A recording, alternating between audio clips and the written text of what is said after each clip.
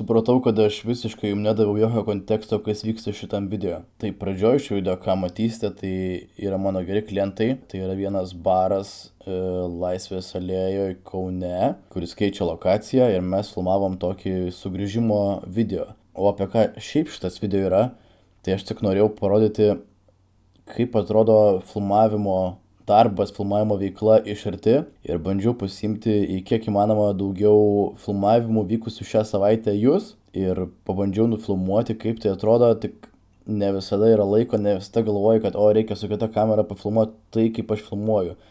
Tai daug kur reikės pradėti mano konteksto.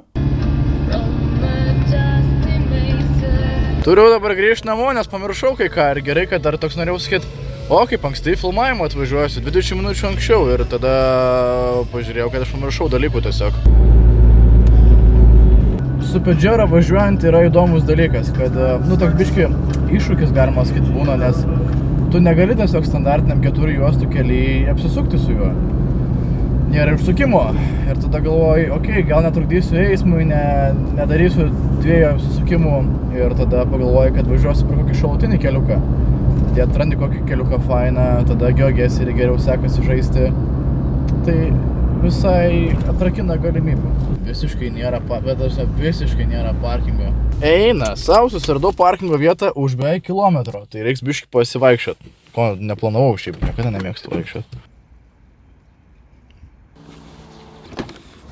Suvaikščioti iš šitos parkavimo vietos iki lokacijos ir atgal užtruko ilgiau negu nufilmuot patį kadrą, nes nufilmuom per 3 minutės, nes čia labai trumpų kadrų reikia. Audžiai kauniečiai žino, kad šita vieta kur yra, bet pamatysit greit naujienų. Bet jeigu nebūčiau čia atvažiavęs, nebūčiau žinojęs, kad čia yra tokia faina ir graži gatvė, kuri vadinasi kaip Radastų gatvė. Ir čia atrodo kaip visai net nebloga lokacija būtų pafilmuoti automobilius. O ženklas, kad sunkvežimiam negalima. Gerai, kad lengvoji mašina čia yra pas mane tik tai.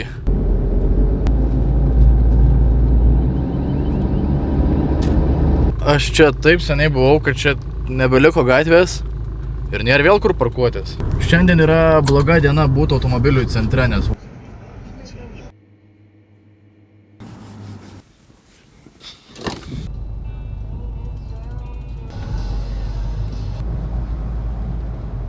Gerai, tai filmavimas greit praėjo. Štai čia aš save šiek tiek sustabdysiu, nes garso kokybė važiuojant automobiliu su šiek tiek pravertų langų be mikrofono skamba žiauriai prastai. Ką norėjau pasakyti, kad filmavimas buvo labai geras, viskas greit susifilmavo. Šitam filmavimui naudojam tik tai praktinį apšvietimą, tai naudojam natūralų lauko apšvietimą ir naudojam vienam kadre pastatomą lempą, kaip matėt kadruose, arba jeigu nuėjot į klientų puslapį ir pasižiūrėjot, kaip galutinis video atrodo. Ir naudojau Vivo X200 Pro telefoną, tai visiškai lengvas setupas buvo šitam filmavimui. Užsisakiau tokį daiktą iš Vintedo.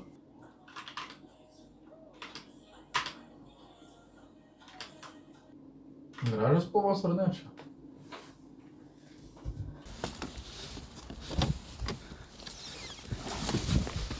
O, geras. Reikia pirmą dujų užpilimą šitai mašinai pasidaryti, dar nedariau. Šita mašina toja keista yra, nieks nedreba, ta prasme aš stoviu ant laisvo, jinai nedreba, jinai jokio garso neskleidžia, tik tai muzika groja, atrodo kaip su hybridu važiuočiau, kas yra žiauriai keista. Su Peugeot ar su Jeepu važiuojant visada jauti, kad mašina yra užkurta. Dar konteksto šiek tiek. Susitariau su savo geru draugu Eimantu, kad filmuosim jo mašiną. Tai buvo E36 universalas ir norėjau tiesiog užfiksuoti gražių kadrų savo Instagramui ir palikau jums mikrofonus, kol tiesiog plepėjom visą laiką.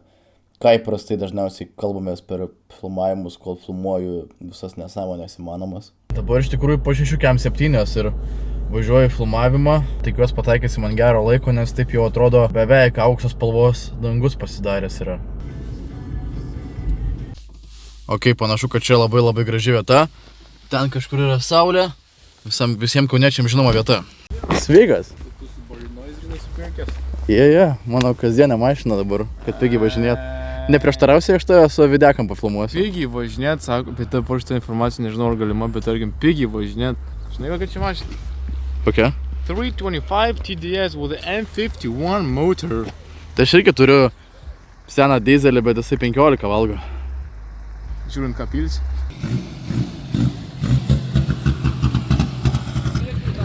tiesiog va taip va šonu. Priekis tenais. Ten priekis. Gamta yra toli nuo miesto, o jau čia matote daugiabučius tolumoje, kairėje pusėje prie krūmų. Man šita vieta labai graži, nes ta pievelė labai faina. Ne vasara dar žalesnė būna, o čia toks, žinai. Aš galvojau dėl šito tipo, žinai, kad čia tipo. Ai ne, man tas tai neįdomu, čia man įdomiau, man čia gražesnis vaizdas. Kiek tu čia mokėjai? 3-1. Ir tu man sakai, ar aš už tą per daug mokėjau? Sen, čia originalus impaks. Buvo vėjota tą dieną, kai filmavom. Nu ir man atrodo, čia pasiekmės to yra. Aš manau, kad tau reikėtų kaip šis jaunuolis pabėgioti. Oi, man labai reikėtų pabėgioti. Man, žinai, pabėgioti aš tai neištverčiau, žinai, tai prasme, man prasėti jau būtų gerai. Aš tai, pavyzdžiui, vaikščiot nekenčiu, bėgioti nekenčiu, bet man su dviračiu pavažinėti zaibys. Kodėl vaikščiot nekenti? Nežinau, man nepatinka, man labai nuobodu. Šert geras hobis, tik brangu. Žinai, viskas, kad su mašinom nėra pigu šiaip tipo. Nu jo, tai gerai, čia reiškia, kad jau lipta dar ne? Jo, gerai. Ir ką man ten užlipus daryti? Žinok, aš sakau, aš labai pamilau dyzelius per žiemą šią. O tu kiek mėnesį dienų turi? 31. O tai būtina kojas vieną priešais kitą dėtą, ar gali ir šonu tipo dėtą, ar būtina tai vieną priešais kitą dėtą? Aš tada taip įsivaizduoju, kad stabiliausia gaunasi, žinai. Tipo, šitai kaip ne vieną priešais kitą? Jo. O negali tiesiog tiesiai. Galiu ir taip, va. Laikas susipakuot šmutkės. Viso gero.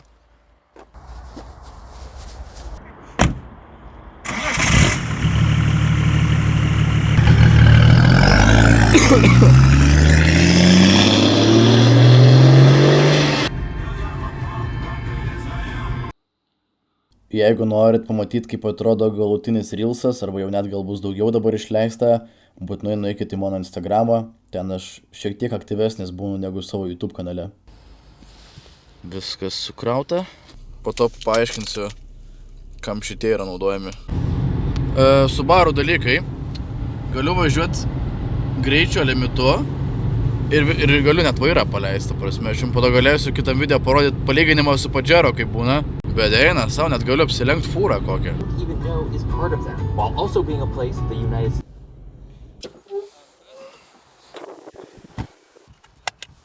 Pakšt ir viskas, jisai krenta. Pradėjo lyti, tai nežinau kaip gerai spėsiu čia kažką nufilmuoti šitam video. Bet dabar sekantis etapas pasiimam prispaudėjus ir pritraukėjus. Ir pakabinsim kamerą interjere. Toks daiktas.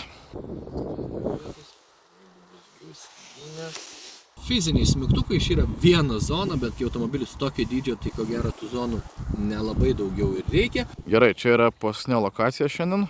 Dabar važiuosim daryti važiavimo kadrus. Ką norėjau pasakyti per visą tą vėją, kad filmuosim rolling kadrus, tai reiškia užsidėsiu pritraukėją ant automobilio kėbulo savo, aš vairuosiu, užadlokinsiu kamerą, kad trekintų ir tam naudoju Osmo Pocket 3 ir Small Rigo spirokliuojantį tokį mountą. Ir kaip ir čia tas dalykas reiškia mūsų filmavimo pabaigą. Va, sakiau, kam naudosiu servetėlės. Tai servetėlės yra subiniai nuvalyti. Literaliai. Kad priliptų pritraukėjai. Nieko nebėra, čia taip nieks nelaikytų. Greit parodysiu, kaip čia vyksta viskas. Tai dabar darysim rolling shotus, prisijungiu Pocketą. Kadangi turiu tokį dėklą įdomų, tai taip galiu pasisukti ir matysiu viską horizontaliai.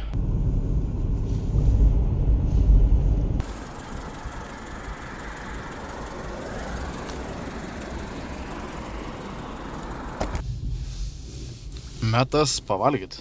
Videkuose tiesiog degalinių maistas bus pastoviai. Gerai, buvo pavalgyta ir filmavimas baigtas. Tai su Autopliuso filmavimais, kadangi daug visko yra, scenarijus, nesinori pasimest, nebuvo tiek daug progų pafilmuoti kažką ar papasakoti detaliai, ką aš ten darau. Tai gal kitą kartą užsidėsiu kamerą ant galvos ir galėsiu papasakoti ir paaiškinti, ką aš čia veikiu. By its lack of precipitation, not its temperature or composition. Who liked them so much, he decided to return to Liechtenstein with them. Pirmiausias dalykas grįžus namo, ką reikia padaryti, tai išsikelt medžiagą. Tai pirmiausia labai patogu ir dėl ko mėgstu irgi filmuoti telefonais, tai nes gan paprastai yra susirūšiuoti medžiagą, būtent kas filmuota, nes aš to telefono šiaip pagrindę naudoju jį kaip tik tai kamerą, bet su juo filmavau ir šiandieninį video, šiek tiek vieną kadrą. Tai tą kadrą nežymėsiu ir patogu išsikelt. Medžiagą iškelinėjau į kažkokius išorinius diskus. Ar tai yra labai, nežinau, patogu ir greita? Gal, nežinau, ar tai greičiausia, kas gali būti? Ne. Kol kas niekada nebuvo pavedęs tas dalykas, tai tuo ir pasitikiu. Taip pat įrašinėjau garsą atskirai ir mikrofonus. Dėl to mėgstu DJI, nors Mic 1, bet Mic 1 garsas man labiausiai patinka. Tai jo, yra backupas, jeigu netyčia ryšys būtų prastas. Kadangi šis Autopliuso video, kurį filmavom šiame video, yra dar neišleistas, o jis bus išleistas tik jum ateinančią savaitę, tai parodysiu iškarpą iš jau išleisto Autoplius video paskutinio, kurio metu važiavom į Rusnę su džipais ir visai įdomus buvo. Tai siūlau pažiūrėti, nuorodą rasite aprašyme. Toli einat,